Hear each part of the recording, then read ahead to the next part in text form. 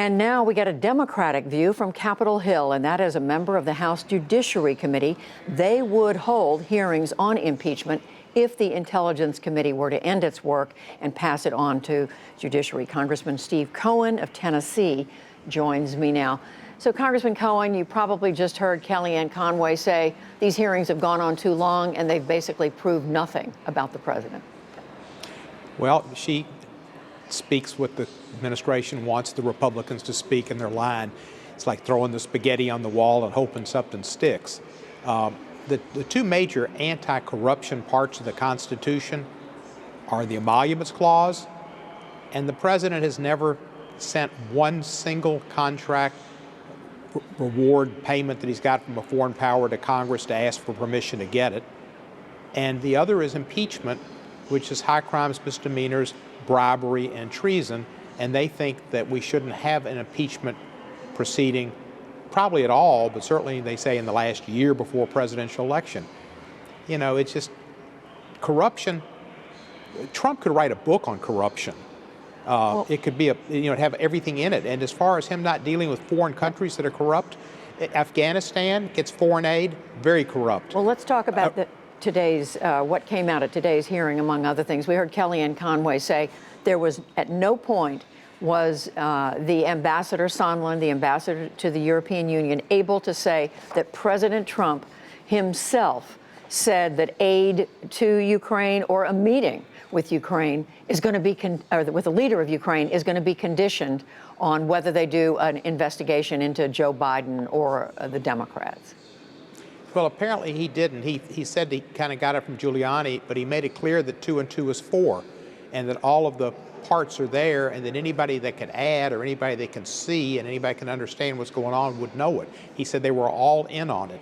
It goes from Pompeo, Pence, Mulvaney, the president, Giuliani, all of them. And he was told to work with Giuliani, and that's what they were looking at. And they were conditioning the meeting on these investigations, and obviously they were conditioning the military aid as well. But if they don't have a direct link with the president, can they move ahead with impeachment? Does that constitute in any way an impeachable offense?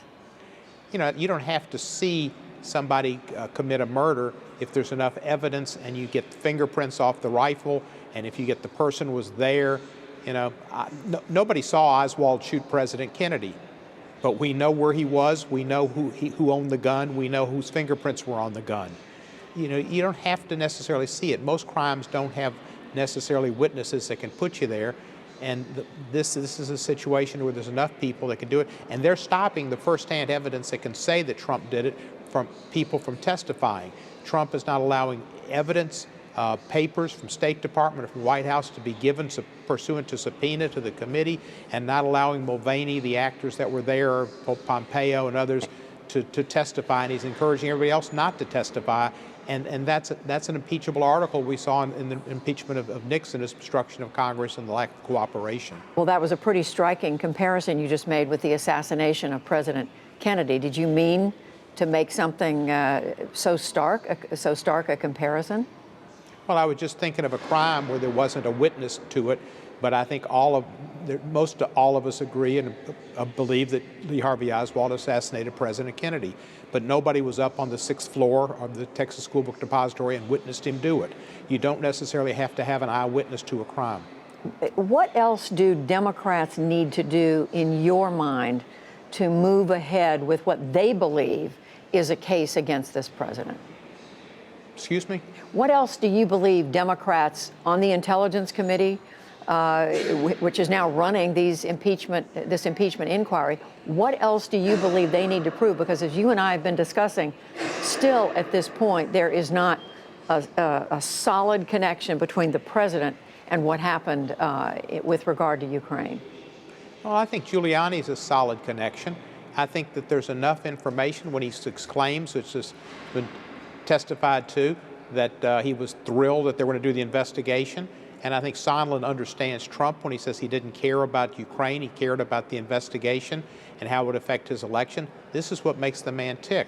And I think that you can have circumstantial evidence, you can have hearsay evidence, you don't have to have direct evidence, you don't have to have an eyewitness. And there are other things as well. But I think that it'd be nice to have Mulvaney and or Pompeo or some of the people who were in on the phone call to testify, but the White House is stopping them from doing that. There is obviously a reason why they're stopping them from doing it, because they don't want the truth to be known, and they don't want them to have to go in there and either tell the truth or perjure themselves.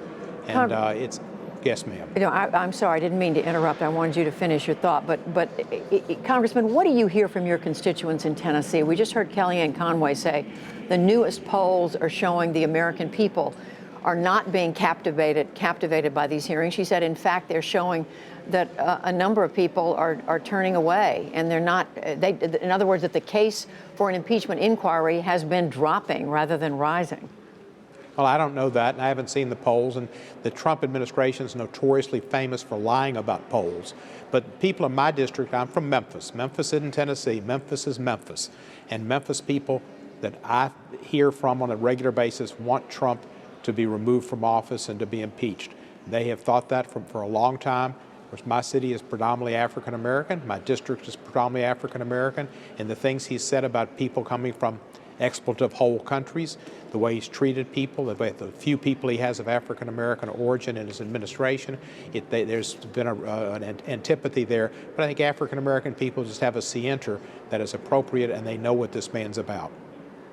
Steve Cohen, representative from the state of Tennessee and a member of the House Judiciary Committee. Thank you very much. And our live impeachment hearing coverage continues tomorrow morning, starting at 9 o'clock Eastern. You should check your local TV listings, and also you can find us streaming online on our Facebook, on Twitter, and on YouTube pages.